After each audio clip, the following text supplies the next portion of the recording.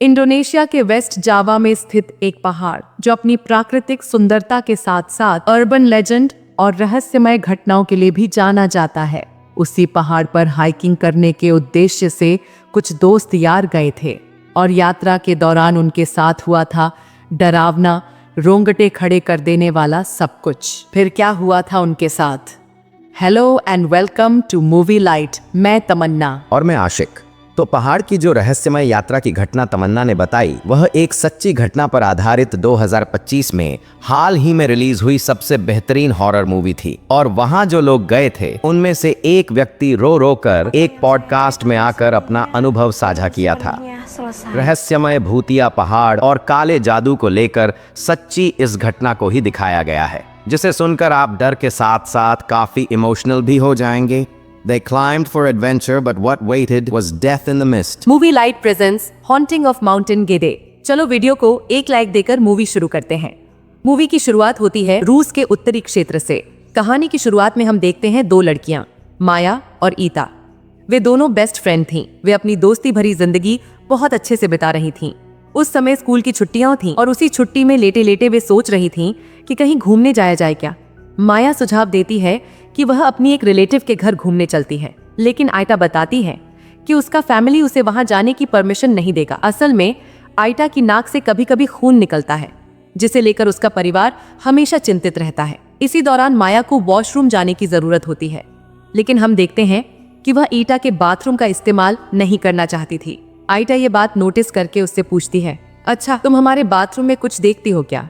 माया कुछ छुपाकर सिर हिलाकर ना कह देती है। आयता के घर से निकलते समय जूते पहनते पहनते माया अचानक ईटा के पीछे एक डरावना साया देखती है जो आयता खुद नहीं देख पा रही थी। ईटा फिर से माया से पूछती है, तुमने कुछ देखकर डर तो नहीं गई? लेकिन माया झूठ बोल देती है कि उसने कुछ नहीं देखा।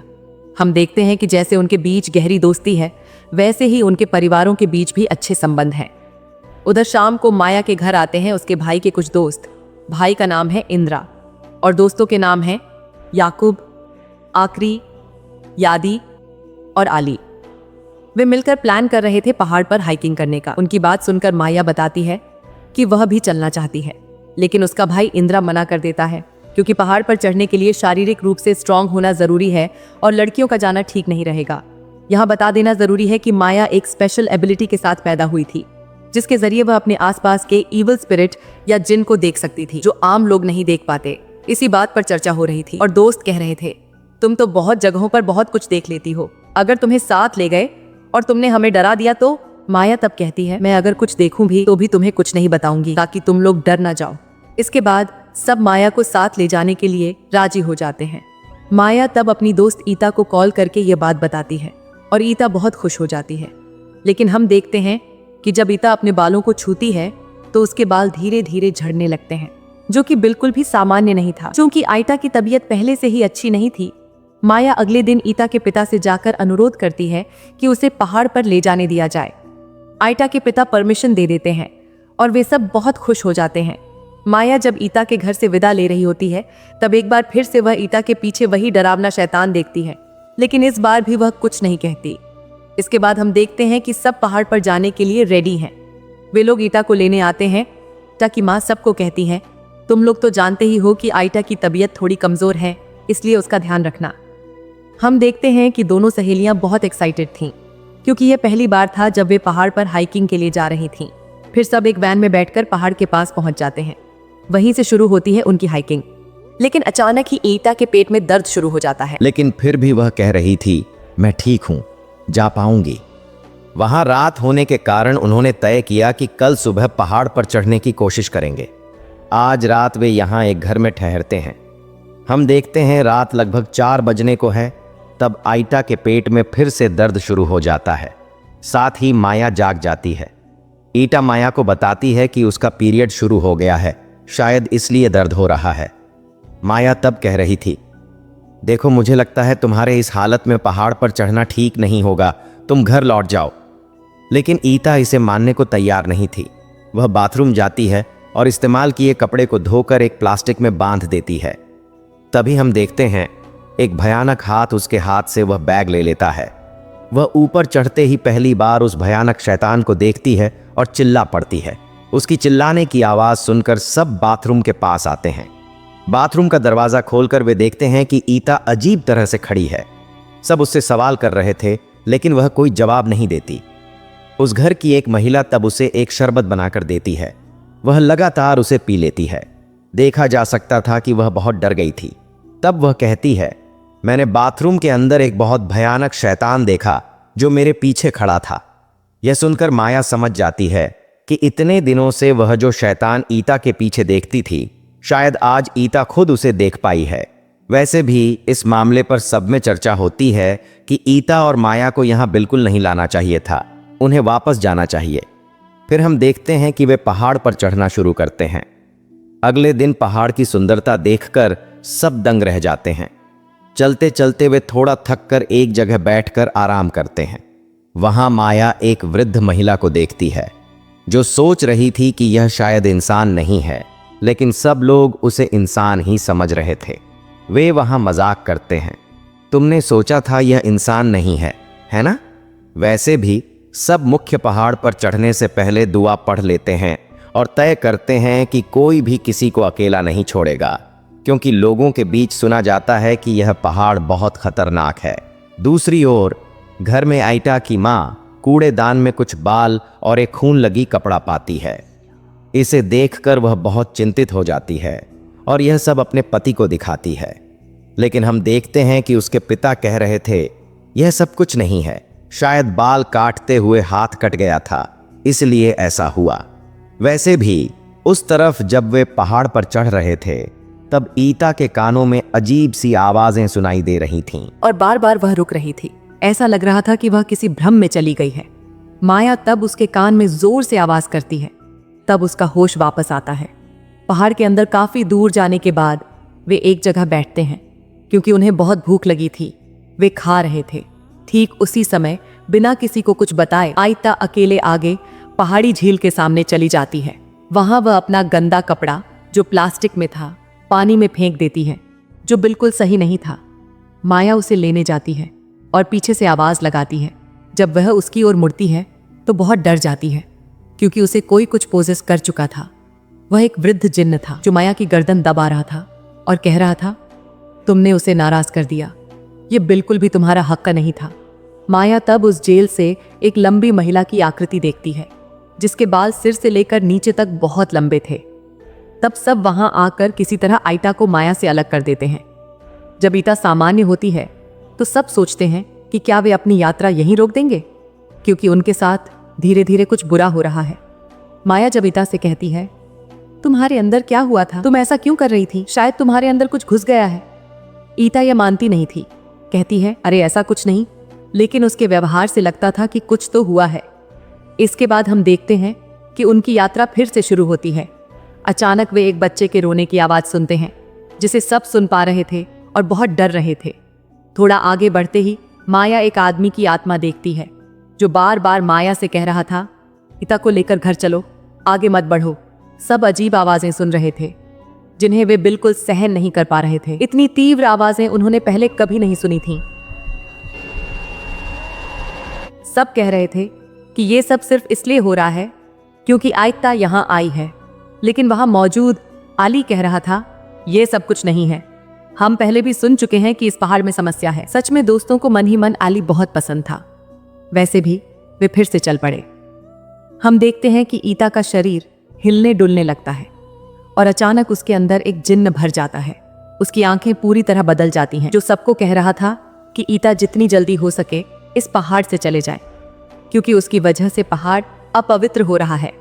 वहीं घर में ईता की माँ अंडे पकाते समय अचानक अंडे गिर जाते हैं और टूट जाते हैं। अजीब बात यह है कि अंडे खराब थे और उनके अंदर से मांस के टुकड़े निकल रहे थे। इधर पहाड़ पर इंद्रा अपनी बहन से कह रहा था, तुम ही उसे लेकर घर चली जाओ, यहां तुम्हें आना ही नहीं चाहिए था। तब हम देखते हैं ईता के अंदर एक अलग शैतान प्रवेश करता है। वह कह रहा था, यह जगह मेरी है, मैं यहां से नहीं जाऊंगा। यह कहकर वह आगे बढ़ने लगता है। सब उसके पीछे जाने लगते हैं, लेकिन अजीब बात यह है कि उनके सामने से ही ईता अचानक गायब हो जाता है। वे ईता को खोजने लगते हैं। माया एक बूढ़े शैतान को देखती है, जो चिल्लाकर सबको यहां से जाने के लिए कह रहा था। चूंकि कोई और उसे देख नहीं पा रहा था, माया सबको सतर्क कर देती है। वह कहती है, जितनी जल्दी हो सके यहाँ से भागो। वे भागते हुए आगे बढ़ते हैं। देखते हैं कि आयता एक जगह पर बैठा है। माया उसके पास जाती है तो आयता बहुत अजीब तरीके से भावुक बातें करने लगता है। वह कह रहा था, अगर मैं पहाड़ की चोटी तक पहुंच गया तो जिंदगी भर तुम्हें मिस करूंगा माया, शायद मैं अब नहीं रहूंगा। यह सुनकर दोनों बहुत भावुक हो जाते हैं। शायद दोस्तों आप अभी तक पूरी तरह समझ नहीं पा रहे हैं, लेकिन इस कहानी के अंत में असली ट्विस्ट खुल जाएगा, इसलिए धैर्य से देखें। वे फिर से चलने लगते हैं क्योंकि एक अच्छी जगह देखकर वहां कैंप करना है। रात हो जाती है। वे एक जगह पर टेंट लगाते हैं। वहीं आयता उनके साथ सामान्य रूप से बात कर रहा था, लेकिन अचानक उसका शरीर फिर से हिलने डुलने लगता है। तब देखा जाता है ग्रुप के लड़के इस बार काफी नाराज हो जाते हैं क्योंकि बार बार ऐसा हो रहा था। वे सब मिलकर आयता का बैग चेक करना शुरू करते हैं। उन्हें लग रहा था कि आयता के बैग में कुछ ऐसा है जिसे इस पहाड़ के आत्मा बिल्कुल सहन नहीं कर पा रही हैं, लेकिन आसपास मदद मांगने के लिए कोई भी नहीं था। तब देखा जाता है कुछ लोग पहाड़ पर हाइकिंग करने आए थे। वे पास में ही टेंट लगाए थे। वे मदद के लिए आते हैं तो वहां का एक व्यक्ति कहता है, अरे ये सब कुछ नहीं है, लड़कियां थोड़ी अटेंशन पाने के लिए ऐसा करती हैं। ये सुनकर दोनों पक्षों में झगड़ा शुरू हो जाता है। तभी एक अजनबी व्यक्ति आता है और कहता है, यहाँ लड़ाई मत करो, क्योंकि अगर किसी को सच में समस्या है तो यहाँ मदद मांगने की कोई जगह नहीं है। वह व्यक्ति आयता के पास जाता है। माया पास ही बैठी थी। वे देखते हैं कि अब आयता के प्राइवेट पार्ट से खून बह रहा है। स्थिति बहुत गंभीर है। इस हालत में वे समझ जाते हैं अब केवल सृष्टिकर्ता ही उनकी सहायता कर सकते हैं। माया और उसका भाई मिलकर आयता के कान में सूरत पढ़ना शुरू करते हैं। वहीं आयता के घर पर उसकी माँ नमाज पढ़ रही थी। तभी अचानक वह सुनती है जैसे घर की छत पर कोई चल रहा है और अजीब सी आवाजें आ रही हैं। इसी बीच ईता के कान में सूरत पढ़े जाने से उसका अंदर का शैतान हिलने डुलने लगता है। दृश्य बहुत ही भयानक था। आंख मुंह अजीब और डरावना रूप धारण कर चुका था। यह देखकर सब डर रहे थे। सूरा तिलावत खत्म होने के बाद इता ठीक ठाक हो जाता है। इसी बीच फिर हम देखते हैं घर में इता की माँ उसके पिता के पास जाकर सारी घटना बताती है। घर में अजीब आवाजें हो रही हैं, लेकिन इता के पिता कहते हैं यह सब कुछ नहीं है, कोई बिल्ली टिल्ला होगा, डरने की कोई बात नहीं। लेकिन वहीं पर उसके पिता का व्यवहार थोड़ा रहस्यमय लग रहा था। दूसरी तरफ पहाड़ पर अब काफी देर हो चुकी थी और करने को ज्यादा कुछ नहीं था, इसलिए वह अजनबी आदमी उनसे कहता है, तुम लोग डरना मत, आज रात किसी तरह कटाओ, सब ठीक हो जाएगा। वे तब सभी तंबू में जाकर सो जाते हैं। लेकिन रात के वक्त देखा गया कि माया के सपने में एक जिन आता है जो कह रहा था, तुम लोगों को कई बार कहा गया है इता को यहां से ले जाओ, तुमने नहीं सुना, इसका परिणाम बहुत बुरा होगा। यह सपना देखकर माया की नींद टूट जाती है। उसका मन उदास था, डर भी लग रहा था। वह तंबू के बाहर आकर देखती है इता सामने बैठा है, बिल्कुल अजीब तरीके से किसी से बात कर रहा है। जब माया आगे बढ़ती है, पिता तो उसकी तरफ मुड़कर देखता है। तब माया देखती है कि उसके अंदर एक शैतान घुस गया है और उसे पूरी तरह से कब्जा कर लिया है। जैसे भी कोशिश की जाए, उस शैतान को उसके अंदर से निकालना संभव नहीं था। दोस्तों, यहाँ एक बात कहनी जरूरी है। अगर आप ध्यान दें तो पाएंगे इता को दो जिन ने कब्जा किया है, एक अलग तरह का, जिसकी आंखें डरावनी थीं, दूसरे की आंखें लाल थीं, जो इता के साथ पहले से ही थीं और माया उसे भी देख सकती थीं। माया इता को होश में लाने की कोशिश करती है, लेकिन किसी तरह सफल नहीं हो पाती। अंदर वाला शैतान कह रहा था, मैं किसी भी हाल में नहीं जाऊंगा, वह अब मेरा हो चुका है। इता के पीछे माया उस शैतान को पूरी तरह देख पा रही थी। वह क्या करेगी समझ नहीं पा रही थी। तब वह इता को मारना शुरू कर देती है, थप्पड़ मारती है, जिससे इता को थोड़ा होश आता है। माया तुरंत इता को लेकर तंबू में वापस आ जाती है। अगले दिन सुबह सभी उठते हैं और एक अजीब बात नोटिस करते हैं। रात में जो व्यक्ति उनकी मदद कर रहा था वह गायब था और उसका तंबू भी वहां नहीं था। तब वे समझते हैं वह कोई इंसान नहीं था, बल्कि एक जिन था जो उनकी मदद कर रहा था। दूसरी तरफ हम देखते हैं इता एक पत्थर पर जाकर बैठ जाता है। जब माया वहां जाती है तो वह फिर अजीब तरीके से बोलना शुरू कर देता है। वह कह रहा था, तुम यहां फिर आओगी, लेकिन तब मैं तुम्हारे साथ नहीं रहूंगा। अगर तुम मुझे देख पाओ तो मुझे अपने साथ ले जाना।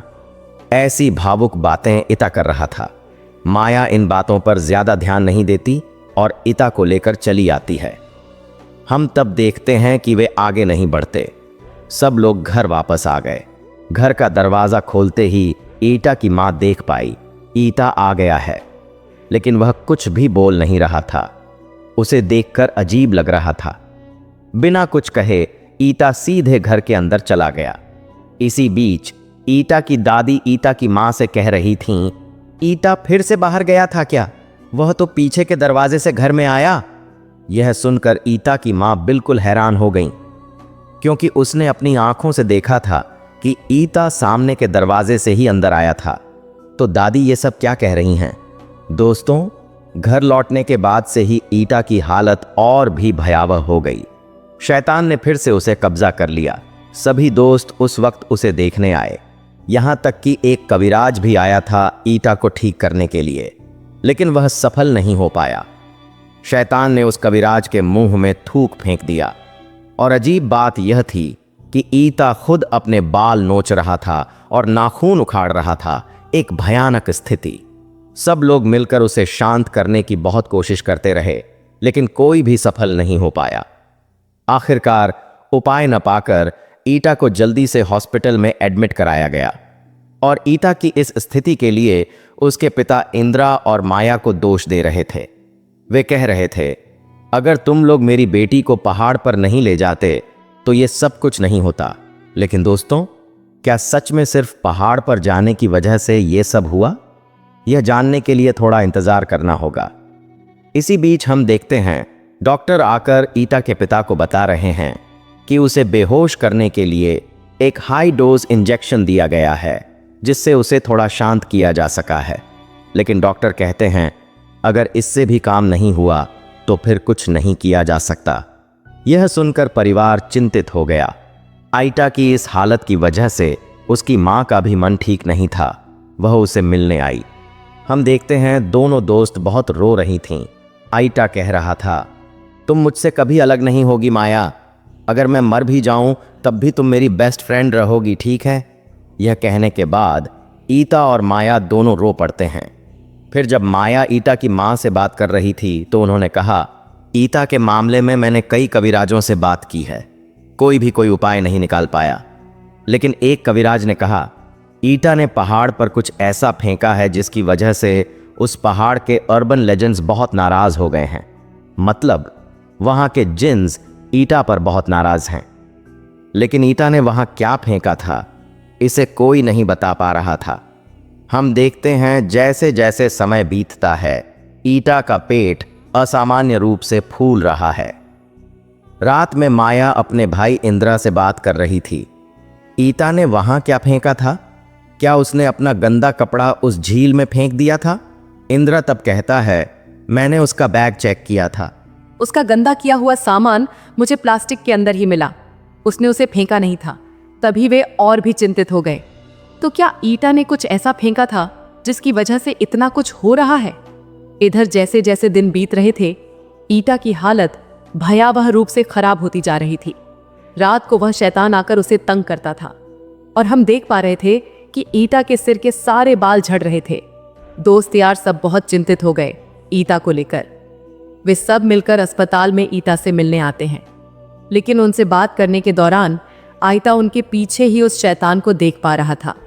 इधर जब ईटा की मां अपनी बेटी को देखने अस्पताल जा रही थी तो उसने देखा एक अनजान आदमी अस्पताल के सामने घूम रहा है। यह आदमी उसने पहले कई बार देखा था। जिस दिन से ईटा को अस्पताल में एडमिट किया गया था तब से यह आदमी भी आसपास घूम रहा था। दिन ऐसे ही डर और अनजाने में बीत रहे थे। लेकिन एक दिन अचानक ईटा माया के घर आ जाता है। वह आकर कह रहा था, देख दोस्त, मैं पूरी तरह से ठीक हो गया हूं। मैं तेरा कपड़ा लौटाने आया हूं। माया यह देखकर बहुत खुश हो जाती है। वह कहती है, यह कपड़ा मैं तुझे जिंदगी भर के लिए दे देती हूं। तू ठीक हो गया है, यही मेरे लिए बहुत है।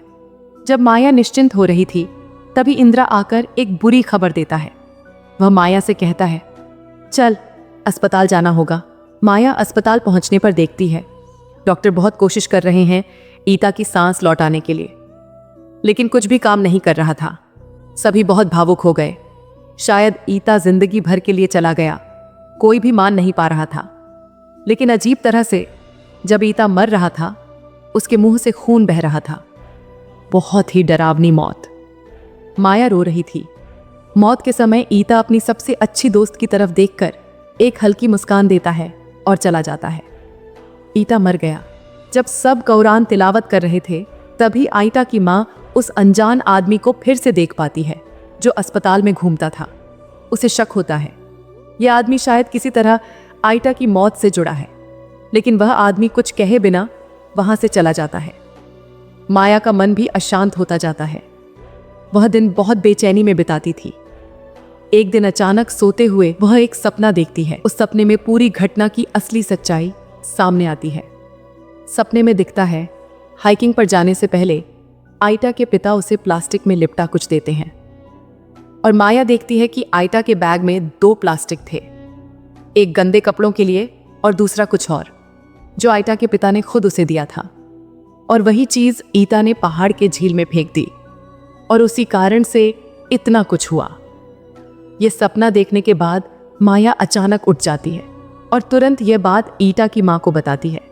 आयता की माँ तब ईटा के पिता से पूछती है, तुमने उसे ऐसा कुछ दिया था जिसकी वजह से ये सब हुआ? तुम मुझे पूरी सच्चाई बताओ। दोस्तों, ईटा के पिता का एक सीक्रेट रूम था जहां वह किसी को भी अंदर आने नहीं देता था। यहां तक कि उसकी माँ को भी उसने कुछ नहीं बताया। ईटा की माँ जब जोर देकर कमरे में गई तो उसने देखा बहुत सारे काले जादू की चीजें बिखरी हुई थीं। यह सब देखकर आयता की माँ के लिए गलतफहमी की स्थिति बन गई। लेकिन तभी आयता के पिता ने घटना का असली ट्विस्ट बताना शुरू किया। उन्होंने कहा, मेरा व्यापार बहुत अच्छा चल रहा था, जानती हो, लेकिन मेरा एक कॉम्पिटिटर व्यवसायी मेरी सफलता सहन नहीं कर पा रहा था, इसलिए उसने मुझ पर ब्लैक मैजिक किया, एक भयानक डार्क स्पेल। उसने हमारे परिवार में एक भयानक जिन भेजा और गलती से वह जिन मेरी बेटी को टारगेट कर बैठा, उसके शरीर में समा गया। उस जिन का एक ही मकसद था, जिसे पकड़ता उसे मौत के रास्ते पर ले जाता। मैं सब समझ रहा था, पर किसी को कुछ नहीं बताया, तुम लोगों को भी नहीं। एक दिन मैंने हमारे आंगन में एक वूडू डॉल पाया जो उन्होंने मिट्टी के नीचे दबा रखा था। मैं समझ नहीं पा रहा था कि अब मैं क्या करूं। फिर मैंने खुद ब्लैक मैजिक सीखना शुरू किया इस काले जादू का मुकाबला करने के लिए। मुझे पता था उस गुड़िया को बहुत दूर फेंकना होगा। तुम, आयता और इंद्रा जब पहाड़ पर हाइकिंग जाने की बात कर रहे थे, मैंने वही मौका इस्तेमाल किया। मैंने वो वूडू डॉल उसके बैग में रख दी ताकि वह उसे दूर जाकर फेंक दे, लेकिन ईता ने उसे पहाड़ के लेक में फेंक दिया और इसी वजह से वहां के जिन गुस्सा हो गए। मैंने नहीं सोचा था कि यह इतनी बड़ी समस्या बनेगा। पहाड़ से लौटने के बाद उन्होंने कुछ नहीं किया, लेकिन उस काले जादू का जिन उसने मेरी बेटी को खत्म कर दिया। दोस्तों, वह अजनबी जो हम अस्पताल या घर में घूमते हुए देखते थे, वही असली दोषी था। वही आदमी ब्लैक मैजिक कर रहा था और एक जलजंत लड़की की जिंदगी खत्म कर दी थी। 3 साल बाद हम देखते हैं कि माया फिर से अपने भाई के साथ उसी पुराने पहाड़ पर हाइकिंग करने जाती है। वहीं जाकर उसे अपनी बेस्ट फ्रेंड आयता की याद आती है, क्योंकि यहीं इस पत्थर पर बैठकर आयता ने उससे कहा था, अगर तुम फिर कभी यहाँ आओगी और मुझे पा लोगी तो मुझे अपने साथ ले जाना। हम देखते हैं सच में ईता की आत्मा वहां माया को दिखती है और वे दोनों साथ साथ आगे बढ़ने लगते हैं और यहीं पर मूवी खत्म होती है। अंतिम दृश्य में हम असली माया को देखते हैं जो रोते हुए अपनी दोस्त के साथ हुई घटना किसी को बता रही होती है। उसकी रोने को देखकर सच कहूं तो मैं भी बहुत भावुक हो गया था। दोस्तों, असल में फ्रेंडशिप ऐसी चीज है, चाहे जिंदा हो या मर चुका, एक दोस्त कभी भी दूसरे दोस्त को भूल नहीं सकता। तो दोस्तों, हम इस कहानी से जो सीखते हैं, दोस्ती का बंधन मौत को भी मात दे देता है, क्योंकि जहां दिल बसता है वहां शरीर का होना मायने नहीं रखता। असल रिश्ते कभी खत्म नहीं होते, बस बदल जाते हैं। जीवन की हर घटना के पीछे छुपा सच होता है। सब कुछ आंखों से नहीं दिखता, कभी कभी महसूस ही सबसे बड़ा सबूत होता है।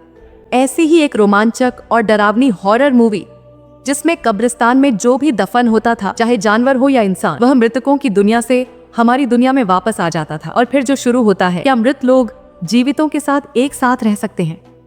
क्यों जंगल के उस कब्रिस्तान पर अभिशाप है? कौन सा शैतान वहां रहता है?